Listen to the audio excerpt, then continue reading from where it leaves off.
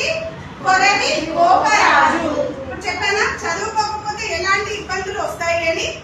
కామారెడ్డి బస్సులెక్కి చెల్లి పెళ్ళికి పోదామంటే కామారం బస్సే ఎక్కిది ఓ రంగయ్య మావా కష్టాల పాలే అయ్యింది. కామారెడ్డి బస్సు ఎక్కి వెళ్ళాలి యాక్చువల్లీ, కానీ అతనికి చదువు లేదు కదా, చదువుకోలేడు. పొరపాటున వేరే బస్సు ఎక్కి చెల్లి పెళ్లికి పోకుండా కష్టాల పాలయ్యాడు. అలాగే ఇలాలే ఇంటికి దీపం అక్షరాలే మనిషికి వెలుగు చదువుకుంటే చాలా మంచిది ఓ రంగయ్య మావా. అర్థమైందా?